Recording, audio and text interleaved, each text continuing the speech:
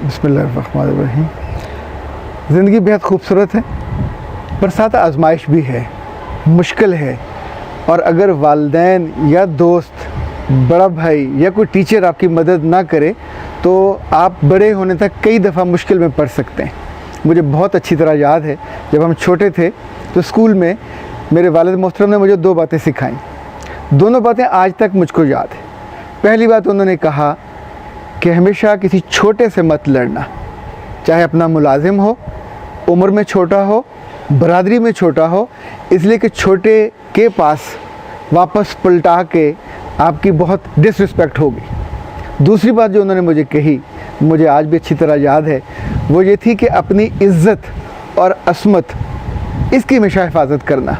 आमतौर पे गुमान ये है कि इज़्ज़त सिर्फ लड़कियों की होती है, लड़कों की भी उतनी ही अहम होती है, उतनी ही लाजिम, उतनी ही ज़रूरी।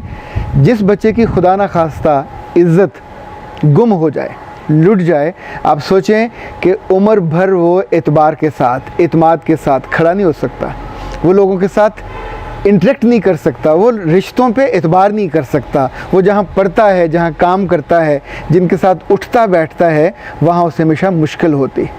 ये इस मुश्किल से कोई और निकालने नहीं आता, बड़ों को ही निकालना होता है। या वालिद निकालेगा, या भाई निकालेगा, या दोस्त अहबाब निकालेंगे। और आम तौर पे ये याद रखिएगा, क्योंकि हमें जब हम काउंसलिंग करते हैं तो बार बार इस तरह के केसेस आते हैं।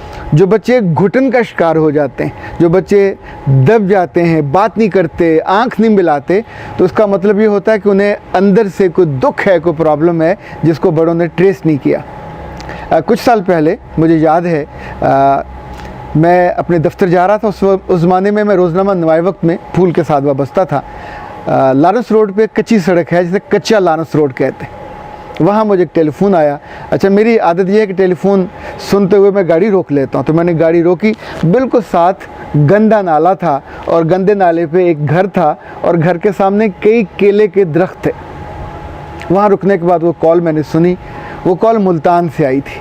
एक नौजवान, मुझे उसका नाम भी आज याद है, वकास। ये बहुत 2 दिहाई पुरानी बात है, वकास उसका नाम था। उसने कहा, सर मैंने ज़िंदगी में एक एडवेंचर किया, मैं कुछ करना चाहता था, मैं उड़ना चाहता था, मैं लोगों को हेल्प आउट करना चाहता था, मैं जो पिछड़े हुए लोग हैं उनकी मदद करना चाहता था। तो मैंने पूछा क्या किया?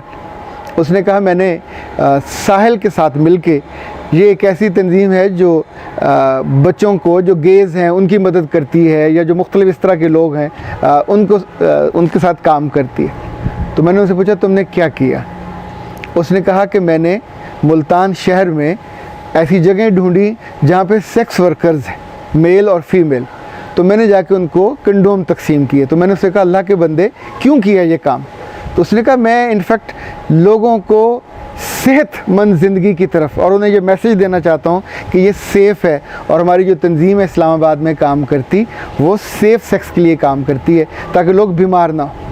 जब वो बात मुकम्मल कर चुका, and he was very much excited कि उसने बहुत बड़ा कारनामा किया है, देन ही सेड कि सर मैं खुद भी इसमें इंडल्ज हुआ ये देखने के लिए कि लोगों पे कितना कर्ब, कितनी तकलीफ़ और क्या उनकी फीलिंग होती है। और वो एक बैंक मैनेजर का बेटा था। तो मैंने उसे कहा कि ज़ालिम आदमी, तूने एक्साइटमेंट में, तूने नया काम करने के चक्कर में न सिर्फ अपनी इज़्ज़त गंवाई, बल्कि साथ ये देखो कि तुमने वो काम किया कि जो किसी और ने नहीं किया। यानी तुमने गुनाह के कारोबार को बढ़ोतरी देने के लिए ये काम किया। तुम उन लोगों को जो सेक्स वर्कर्स हैं उनकी तरफ से लोगों को ये यकीन दहानी करा रहे हो कि आप गुनाह के काम में आइए, आपकी सेहत बची रहेगी। यानी बजाय इसके कि तुम उनको एजुकेट करते, बजाय इसके कि तुम उनको कोई अल्टरनेटिव देते, बजाय इसके कि तुम इस गंदगी से उनको बचाते।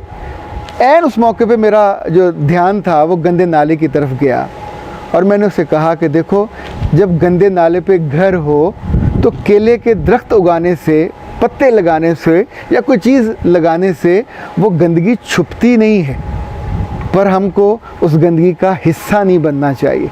और तुम्हें सब, उसने कहा कि काश मुझे मेरे वालिद ने, मेरे दोस्तों में से, मेरे उस्ताद ने, किसी ने बताया होता तो मैं एक्साइटमेंट में इतना बड़ा गुनाह या गलती ना कर पाता। यह गलती कोई भी बच्चा कर सकता है, ख़ासतौर पर जब बच्चे बड़े हो रहे होते हैं और उन्हें लग रहा होता है उन्हें कुछ करना चाहिए, तो अब जब करना चाहिए तो उन्हें ये समझ नहीं आ रही होती कि अपनी इज़्ज़त की हिफाजत के साथ करना चाहिए, अपनी अस्मत की हिफाजत के साथ करना चाहिए। ये वो जौहर है जो सोने से, चांदी से, हीरों से ज़्यादा कीमती है।